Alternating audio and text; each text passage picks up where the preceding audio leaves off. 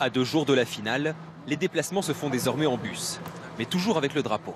Ah bah oui, je pars avec.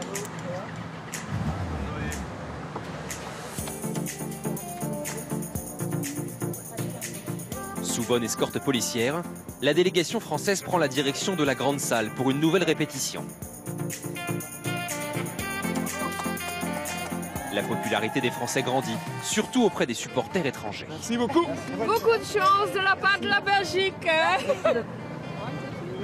Mais on a beau être candidat à l'Eurovision, la sécurité reste stricte. Fouille pour tout le monde. On dit souvent que l'Eurovision, c'est aussi de la géopolitique. Alors qui vote pour qui? Nous nous sommes plongés dans les chiffres.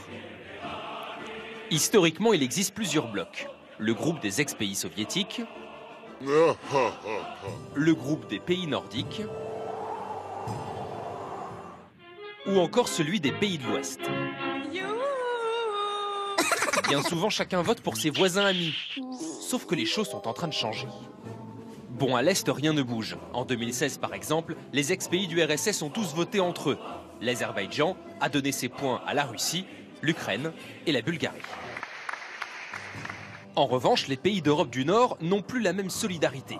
La Norvège a par exemple placé l'Italie en première position devant l'Australie et la Bulgarie. Et la France dans tout ça?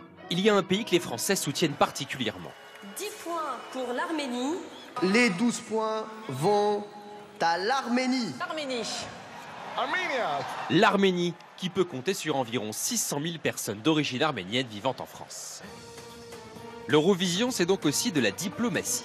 Alors il faut voyager pour faire connaître sa chanson et maximiser ses chances.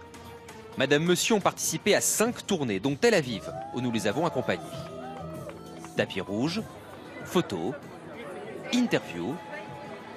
C'est un peu comme une campagne, tu vois, et donc le fait d'aller, de faire l'effort, de prendre du temps, de venir passer 15 jours, découvrir le pays, c'est important pour nous, je pense que c'est important pour les gens qui aiment l'Eurovision aussi, donc je pense que ça compte carrément. Retour à Lisbonne. Madame Monsieur sont attendus sur scène dans quelques minutes. Une question est dans toutes les têtes. Les modifications demandées la veille ont-elles été prises en compte? À la sortie, Émilie et Jean-Carl semblent soulagés.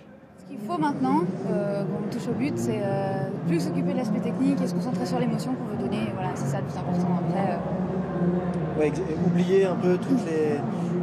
C'est pas facile, mais oublier qu'il y a des caméras, oublier qu'il y a des mouvements à respecter, tout ça, etc. Et juste chanter la chanson, parce qu'on est venu pour ça quand même, pour raconter cette histoire et chanter notre chanson très simplement. Donc voilà. Après la répétition, place à la détente. Soir de relâche exceptionnel dans cette semaine chargée. Toute la délégation a rendez-vous dans un restaurant de Lisbonne. Ils vont regarder ensemble les demi-finales de l'Eurovision.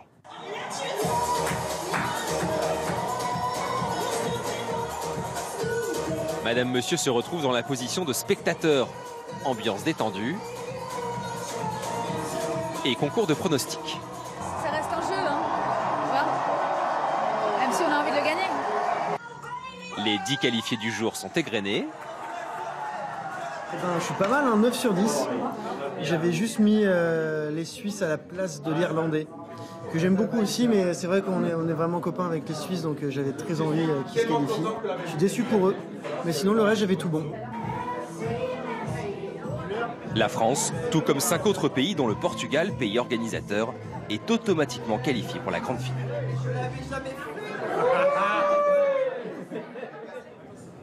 Alors que nos candidats français sont déjà partis dormir, il y a un lieu où toutes les délégations et les fans se donnent rendez-vous une partie de la nuit. L'Euroclub, boîte de nuit éphémère pendant la durée du concours. Avec une particularité, on ne danse que sur des chansons de l'Eurovision. C'est cette fameuse bulle qu'on ne retrouve qu'une dizaine de jours par an. Et donc oui, on a envie de, chaque année, dès que l'Eurovision se termine, on a envie que l'Eurovision recommence pour justement retrouver cette bulle de l'Euroclub et de l'Eurovision. Mais au petit matin, il est temps de rentrer. Dans 48 heures, place à la grande finale.